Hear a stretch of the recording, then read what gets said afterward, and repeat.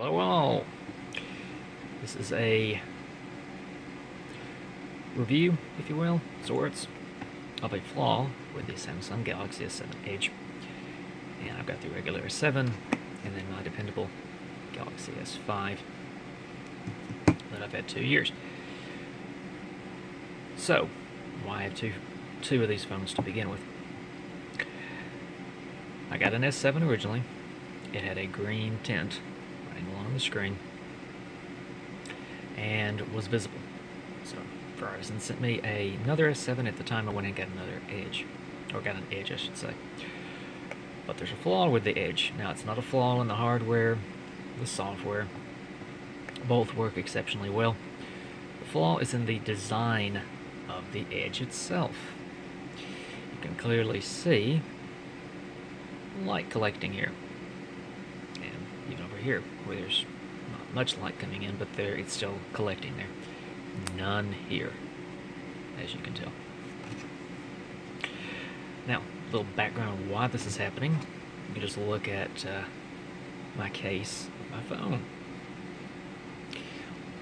Light collects at any surface where there's a bend in it. There is a bend, obviously, because it has to wrap around. And so light is going to collect there, so no matter what you're trying to view,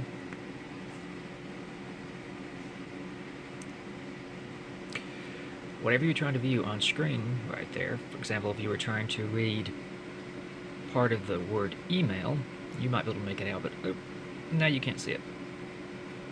But if you tilt it, now you can.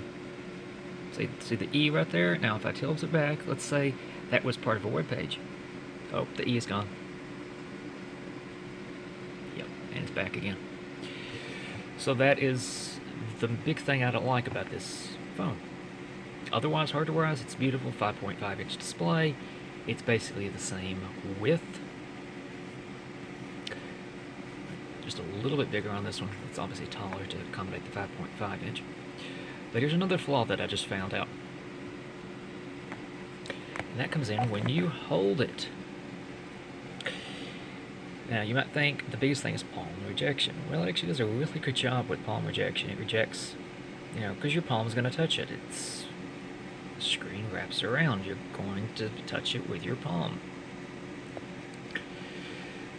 Okay, so you're viewing a web page, and let's just use this icon, one of these icons here. Let's use this G90 as something you're viewing. Oh, okay, what am I viewing now? Yeah, I'm G9. I mean, I'm exaggerating a little bit, but your hand's going to be touching that, and it's going to be covering because the screen wraps all the way to the edge. And yeah, it has that edge thing. That's cool. Kind of wish the regular S7 had it, but anyway. Okay, regular S7. You're holding it in your hand. Same thing, same icons, same places. I'll pull it just a little to the edge. Don't even do that. Yeah, your hand's going to hit it a little bit, and it might overlap just a little bit. If you have a case on it, it's probably not going to happen at all. But obviously you're not going to have a problem at all with palm rejection, or very little, and your palm or fingers are not going to actually touch the sides of the screen.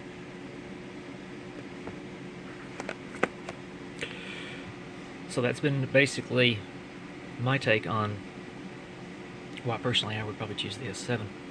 This one does have obviously a very beautiful, very spacious screen. And although I've got a case on my S5, S5 is actually larger. It's got more of a bezel, which I actually prefer. But yeah, that edge, the light hitting that has got to be something you're ready to deal with. And another thing, if you're reviewing something, let's get something that I can pull landscape up with here. Okay, there we go. So you're viewing it. Oh, okay. Sun is now hitting that. Or light. Oh, what's my signal at? Oh, hold on. Oh, okay. Yeah, and you have to tilt because it's, again, an edge. I mean, it feels pretty cool in the hand. It's not too bad to hold. And I do have a Note 5, which I'm actually recording this on, along with my still working S5. So I guess if you want to have like a different type of phones, then you could obviously go with this. But if you're considering, like I am, my S5 is 2 years old, over 2 years old now. This phone actually fits very perfectly in my hand. You don't have a sharp edge because the screen doesn't wrap around like you do with this one.